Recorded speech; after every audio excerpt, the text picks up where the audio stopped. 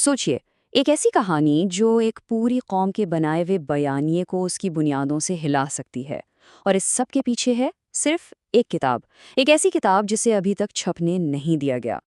तो आखिर इस किताब में ऐसा क्या है? एक गैर मतबूआ किताब जिसकी वजह से पार्लियामेंट में तूफान खड़ा हो गया।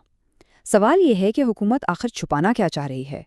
आइए इसी राज की तह तक पहुंचते हैं। वो किताब जिसे शाये होने से तो रोका जा रहा है, लेकिन इसके इंकशाफात ने पूरे सियासी निज़ाम में एक हलचल सी मचा दी है। इस सारी कहानी का आगाज होता है हिंदुस्तान की पार्लियामेंट से, जहां ये पूरा तनाज़ा सबसे पहले अवाम के सामने आया।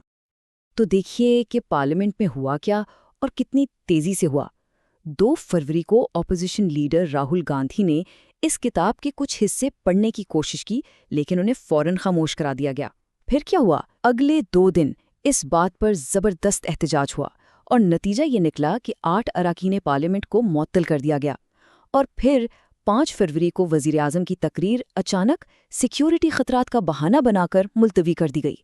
ये एक ऐसा कदम था जिसने सही मायनों में बहुत से लोगों को ये सोचने पर मजबूर कर दिया कि आखिर हुकूमत इस बहस को दबाने के लिए किस हद तक जा सकती है। लेकिन ऑपोजिशन इसे बिल्कुल एक अलग नज़र से देखती है। उनका दावा है कि ये सिक्योरिटी का खतरा, ये सब एक बहाना था, एक पहले से मंसूबाबंद ड्रामा था, और इसका मकसद सिर्फ एक था, वजीर आज़म को चीन पर उठने वाले मुश्किल सवालों का जवाब देने से बचाना। तो पार्लियामेंट में हंगामा तो बर्पा हो गया, लेकिन इस सब की असल वजह क्या है? इसकी जड़ कहाँ है? चलिए अब इस किताब के अंदर झांक कर देखते हैं और इन धमाकाखेज दावों पर नजर डालते हैं जिन्होंने ये पूरा तूफान खड़ा किया है। जरा इस मंजर को तस्वर में लाइए। तारीख है 31 अगस्त 2020, जगह है मशरकी लद्दाख, रात का वक्त है। चीनी टैंक मुसलसल आगे बढ़ रहे हैं और सूरत हाल इतनी ख़राब है कि लगता है बस जंग शुरू होने ही वाली है। ऐसे नाजुक लम्हे में आर्मी चीफ दिल्ली में सियासी क़यादत को फ़ोन करते हैं और उनका सवाल सीधा और साफ था, एक ऐसा सवाल जो शायद जंग का फैसला कर सकता था। फायरिंग शुरू कर दें या इंतज़ार करें? और यहाँ होता है इस किताब का सबसे बड़ा, सबसे अहम इंकशाफ।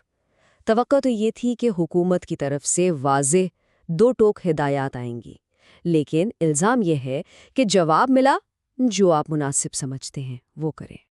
अब देखिए, पहली नज़र में ये जवाब सुनकर लग सकता है कि फ़ौज को फ्री हैंड यानी खुली छुट्टी दे दी गई, एक ताकत का मुजाहरा, लेकिन किताब इसकी बिल्कुल मुख्तलिफ तशरीह करती है। उसके मुताबिक ये फ़ौज को ताकत देना नहीं था, बल्कि ये जिम्मेदारी से भागने जैसा था, यानी कोल्ड फीट। ये फैसला ना कर पाने की वो कैफियत थी जिसने जंग शुरू करने या ना करने का इतना बड़ा बोझ सीधा का सीधा मिलिट्री कमांड के कंधों पर डाल दिया। तो जब इतने संगीन इल्ज़ामात सामने आए तो हुकूमत ने इसका जवाब कैसे दिया?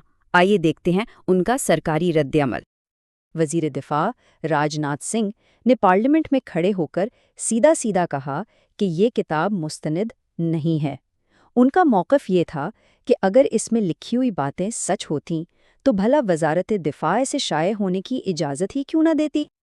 और यहाँ एक बहुत दिलचस्प तज़ाद सामने आता है। एक तरफ हुकूमत हर मौके पर फ़ौजियों की कुर्बानियों के नाम पर वोट मांगती है, उनके एहतराम की बात करती है, और दूसरी तरफ जब उन्हीं का एक साबिक आर्मी चीफ कुछ ऐसी सच्चाइयाँ सामने लाता है जो शायद चुभती हैं, तो उन्हें बड़ी आसानी से झूठा करार दे दिया जाता है। लेकिन ये मामला सिर्फ लद्दाख के एक वाक़ये तक महदूद नहीं। इस किताब में इल्ज़ामात का एक पूरा सिलसिला है और भी कई अहम दावे किए गए हैं। तो इन इल्ज़ामात में और क्या-क्या है?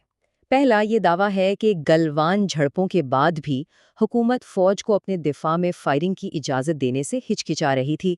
दूसरा इल्ज़ाम, चीन के साथ जो अहम मुज़ाकरात हो रहे थे उनके सरकारी मिनट्स रिकॉर्ड ही नहीं किए गए, जिससे ज़ाहिर है चीन को फ़ायदा हो सकता था। और तीसरा, अग्निवीर स्कीम। इल्ज़ाम यह है कि फ़ौज के मशवरे के खिलाफ जाकर 75% आर्जी भर्तियों का मॉडल नाफिज किया गया।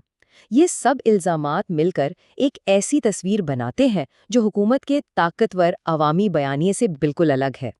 अब यहाँ ये समझना ज़रूरी है कि फ़ौजी यादाश्तों को खामोश कराना ये हिंदुस्तान में कोई नई बात नहीं है। ये पहली बार नहीं हो रहा। حقیقت تو یہ ہے کہ ریٹائرڈ افسران کو سینسر کرنا یہ دہائیوں سے الگ الگ سرکاروں کا ایک حربہ رہا ہے۔ اس سے فرق نہیں پڑتا کہ حکومت کس پارٹی کی ہے، یہ ایک روایت سی بن گئی ہے کہ ریاستی رازوں اور بیانیے پر کنٹرول قائم رکھنے کے لیے ایسی آوازوں کو دبایا جاتا ہے۔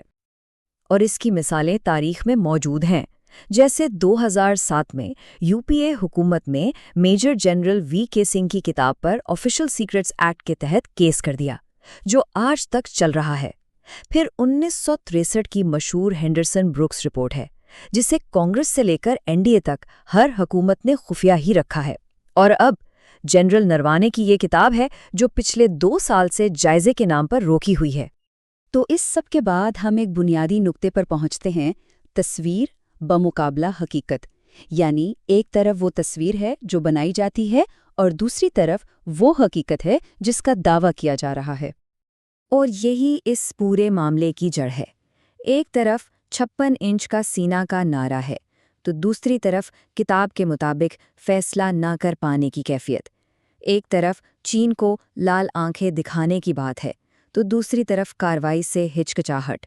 ایک طرف گھر میں گھس کر ماریں گے جیسے دعوے ہیں، تو دوسری طرف مذاکرات میں پسپائی کا الزام۔